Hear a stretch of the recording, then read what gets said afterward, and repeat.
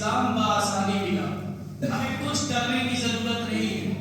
اور اللہ کا سب سے بڑا احسان تو آج کی رات اس بات پہ مانو کہ اللہ نے ہمیں محمد عربی روح خدا صلی اللہ علیہ وسلم کی مبارک امتیوں میں پیدا کیا۔ یہ لاکھ لاکھ شکر ادا کرو اس رب کا، ورنہ پتہ نہیں ہم کس امت میں ہوتے اور حضور کو کیا کہہ رہے ہوتے۔ سنی مسلمان بن گئے ہم، لیکن ایمان ہمارا کہاں جا رہا ہے؟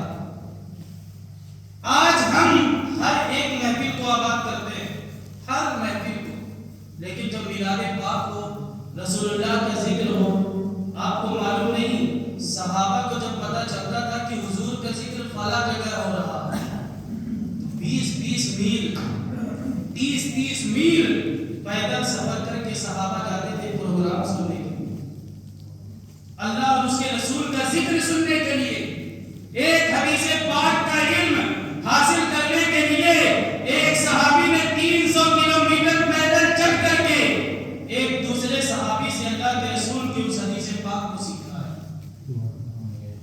لیکن آج ہم تک دین آیا، ہم تو اپنے گھر سے نکلنے کی کوشش نہیں کرتے۔ کیوں؟ کیونکہ ہمیں آرام مل گیا، ہمیں ذلت والی زندگی نہیں ملی۔ ہمارے آقا صلی اللہ علیہ وسلم کے غلاموں کے حالات اور آپ کے صحابیوں کے حال اگر تم نے پڑھا ہوتا تو آپ کے دل میں آج ضرور دین کا درد ہوتا۔ مسلمان کون 5-5 کروڑ 5-5 لاکھ کی شادیاں ایک شادیاں مسلمان کر رہا ہے، اللہ نے اسے بے حساب نعمت دے رکھی ہے، تو وہ چاہتا ہے کہ بے حساب میں ایسے خرچ کروں جس کا نہ ثواب کا پتہ نہ کسی چیز کا پتہ، صرف اور صرف ہم نے اگر دولت کمائی ہے تو اسے ہم نے گناہوں میں ملوث کر دیا۔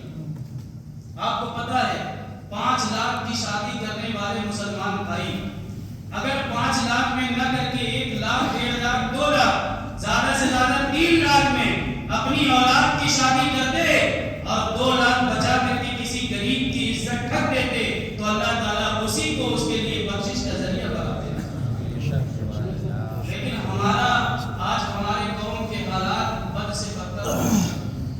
ہماری قوم اپنے بڑے پارٹیاں میں نہ جانے کتنے ہزار کا خرچ کرتی ہے، جو کہ ہمارے اسلام میں یہ منانا بھی جائز نہیں۔ جو چیز ہم کرتے ہیں پٹاخے پھوڑنا، ڈی جے بجانا، کیک کاٹنا، ساری چیزیں جو ہمارے اندر گھسی ہے اس میں ہم ملوث ہو چکے۔ یہ ڈالا کس نے؟ جو دین کے دشمن ہیں۔ رافضیوں نے سوچا کہ مسلمانوں کو ایسے ایسے کاموں میں ملوث کرو جن سے ان کے جو پیسے ہیں وہ دین کے راہ میں خرچ نہ ہو۔ جب دین کے راہ میں خرچ نہ ہوں گے ان کا دین کمزور ہو جائے گا اور ہم ان پر فتح حاصل کریں گے۔ پوری دنیا دیکھ رہی ہے کہ مسلمانوں کے حالات کیا ہو چکے ہیں۔ آج ایک چیز میں آپ کو بتاتا ہوں، دل سے سننا، انشاءاللہ ایمان تازہ ہو جائے گا۔ جس دن آپ نے اس نیت سے کمایا پیسہ کہ یہ پیسہ صرف میرے اور میرے آل اولاد کے خرچ کے لیے نہیں ہے، بلکہ اس میں سے کچھ میرے اور میرے آل اولاد کے لیے ہے اور ان میں سے کچھ امت محمدیہ کے غریبوں کے لیے میں کماتا ہوں۔ جس دن سے آپ کی سوچ یہ ہو جائے گی، یاد رکھیے گا اللہ تبارک و تعالیٰ آپ کو نیکیوں کی دولت سے مالا مال کرے۔ اور دوسری چیز یہ بھی ہے کہ جس دن ہماری قوم دوسرے کے پرتی اپنے دل میں درد رکھے گی اس دن سے اس کا بیڑا پار ہو جائے گا۔ اور جس نے نبی سے عشق کیا تو کیسے تڑپ کر جان دیتا ہے جو آقا کی محبت میں، اسی کو قبر میں سرکار کا دیدار ہوتا ہے۔ تڑپ کر جان دیتا ہے جو آقا کی محبت میں، اسی کو قبر میں سرکار کا دیدار ہوتا ہے۔ دہل جاتا ہے دل باطل کا ناروں کی صداؤں سے، دہل جاتا ہے دل باطل کا ناروں کی صدا سے کہ یہ اسلام کا نعرہ بڑا دمدار ہوتا ہے، کہ یہ اسلام کا نعرہ بڑا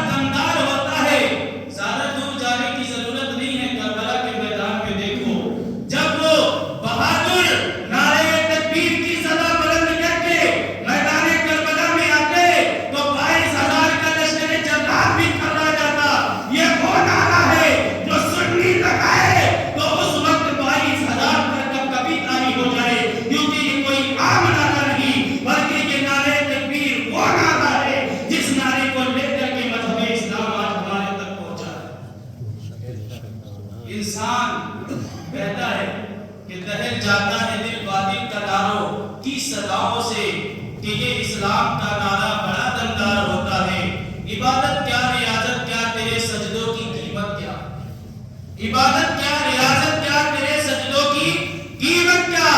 بنا حب نبی سجدہ تیرا بیکار ہوتا ہے۔ اگر نبی کی محبت دل میں نہیں ہے تو پٹکو جتنا سر پٹکنا ہے، پٹکو جتنا دل پٹکنا ہے، ایک بھی سجدہ تمہارا قبول نہیں ہوگا۔ پھر کہتے ہیں میں ہر دم اس لیے اپنے نبی کا ذکر کرتا ہوں، نبی کے ذکر سے ماحول خوشبودار ہوتا ہے، نبی کے ذکر سے ماحول خوشبودار ہوتا ہے، وہ ٹھوکر مار دیتا ہے زمانے بھر کی دولت کو۔ ذرا دیکھیں جو میں آپ کو بتایا کہ جو سچا نبی کا عاشق ہوگا وہ دنیا کی محبت نہیں دیکھے گا بلکہ آخرت کی محبت۔ کہتے